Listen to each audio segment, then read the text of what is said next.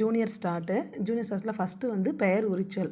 பெயர் உரிச்சொல்னா தமிழில் வந்து ஒரு பெயர் சொல்லை எடுத்துகிட்டு அந்த பெயர் சொல்லை மிகைப்படுத்தி சொல்கிறது தான் பெயர் உரிச்சொல்னு சொல்லுவாங்க. இப்போ ஒரு பெயர் சொல் நம்ம எடுத்துக்கிறோம். இது என்னது? லட்டு. லட்டுங்கிறது ஒரு பெயர் சொல். இந்த லட்டை வந்து நம்ம எப்படிலாம் சொல்லலாம் அப்படின்னு நம்ம பசங்கள்கிட்ட கேட்போம். கேட்குறப்போ சில பேர் என்ன சொல்லுவாங்க, லட்டு வந்து இனிக்கும் அப்படின்னு சொன்னால் அந்த இனிப்புங்கிறது தான் பெயர் உரிச்சொல். அப்போ என்னது? இனிப்பு லட்டு. இனிப்பு லட்டுங்கிறதுல இனிப்பு வந்து பெயர் உரிச்சொல், லட்டுங்கிறது பெயர் சொல். இது என்னது? மருந்து. மருந்துங்கிறது என்னது? ஒரு பெயர் சொல். இப்போ மருந்தை வந்து நம்ம எப்படி சொல்லலாம்? இனிப்பு மருந்து அப்படின்னு சொல்லலாம். இப்போ இதில் இனிப்பு வந்து பெயர் உரிச்சொல், மருந்துங்கிறது பெயர் சொல். இனிப்பு மருந்துன்னு சொல்லிட்டேன். இனிப்பு மருந்து மட்டும் சொல்லக்கூடாது. இப்போ அதே மாதிரி கசப்பு மருந்து, அந்த மாதிரி பல வகை அந்த ஒவ்வொரு மருந்துலேயும் ஒவ்வொரு டேஸ்ட் இருக்கும்ல, அதை வச்சும் சொல்லலாம்.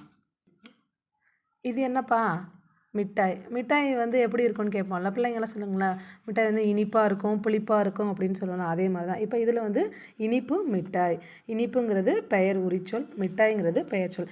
இதே மாதிரியே நம்ம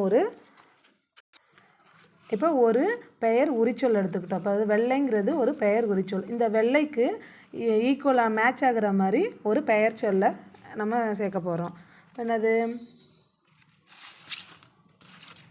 வெள்ளை வேட்டி. அடுத்து வெள்ளை ரோஜா,